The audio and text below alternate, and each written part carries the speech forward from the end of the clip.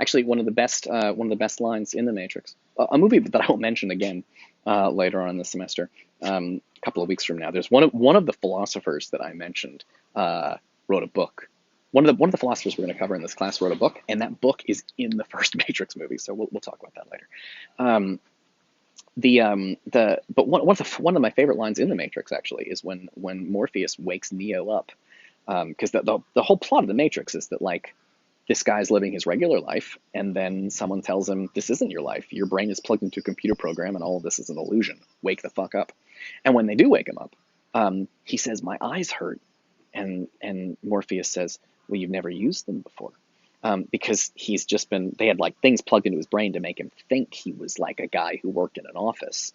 And so they were feeding illusions into his brain. He had never opened his eyes before. And when he opens his eyes, he's like, oh, my eyes hurt. And it's a great detail because it's exactly what Plato says about exiting the cave, that when you see the light of the sun, your eyes hurt. So, okay, cool.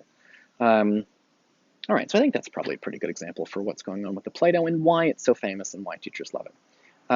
What I think is interesting about the Plato is that there's a whole other thing. That's basically 100% of the time, that's how Plato is taught. That's how it gets taught in 101 and in Intro to Western Civ and all that kind of stuff. But I'm going to do something different with Plato. Because Plato, this piece of Plato has a lot, it doesn't seem like it, but it actually has a lot to do with art. And what art is for and what it does. So I think we're going to turn now and kind of start thinking about some other art issues. Let's see, where am I going to get started on this? Okay, cool. I'm going to think about it for a second, and I'm going to talk about it. So what does Plato have to do with art? Well, one of the things you got to understand about the cave, the allegory of the cave, Plato has a theory about what the universe is like. And it's kind of a complicated theory, but you need to understand it to understand what Plato thinks about art, because Plato has some stuff to say about art. But you got to understand his theory of reality. Again, this is the art and reality section. We're thinking about the relationship between art and reality. So the first thing you got to understand is Plato's whole system. So let's talk about Plato for a second. Plato believes that in the allegory of the cave, right, the people in the cave look at illusions, and then one of them leaves the cave. He escapes the cave because they're trapped down there. He escapes the cave and he sees the higher world with real things in it. And then he looks up and he sees the sun. And he realizes this is the source. The sun is where everything comes from. And the sun just shines on the dog. And that's how I can see the dog. And the people in the cave are looking at illusions of dogs. But I can see the real dog. So for Plato, the people in the cave are living in a world of illusion.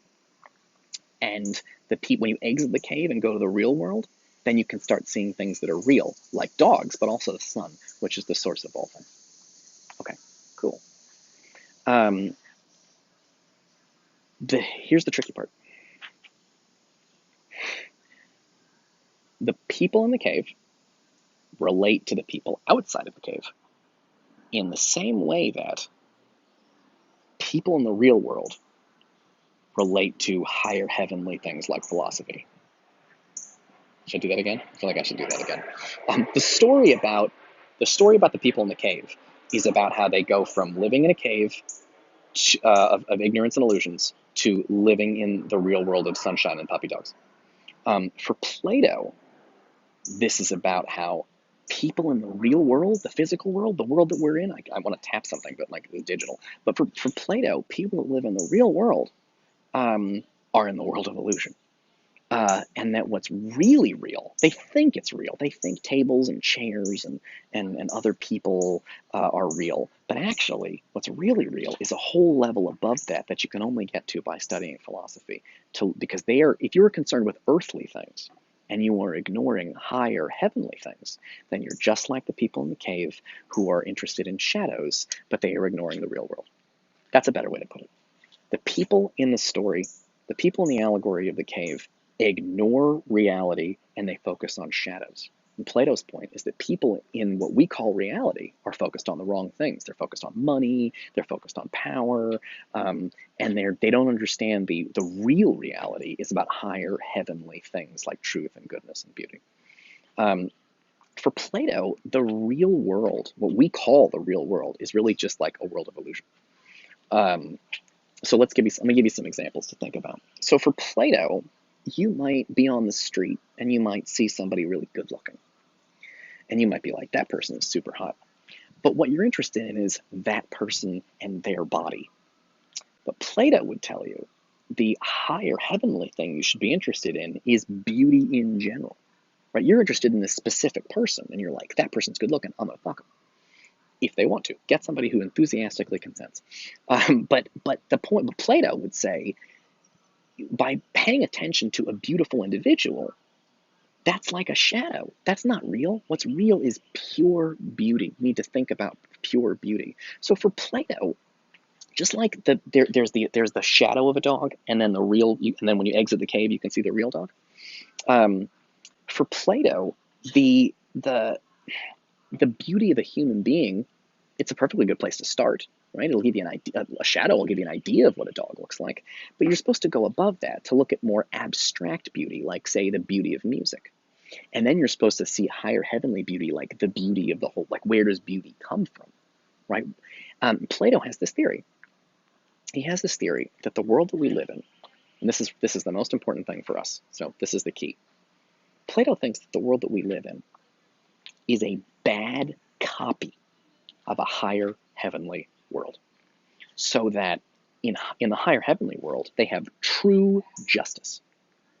And down below in our world, since it's a bad copy, we have a shitty version of justice that sometimes works and a lot of times doesn't. And if you've ever dealt with cops or courts or done jury duty, you know what a mess it is trying to get justice in this world, because this world is a bad copy of a higher heavenly world. And in a higher heavenly world, there's like an eternally true justice that's always correct.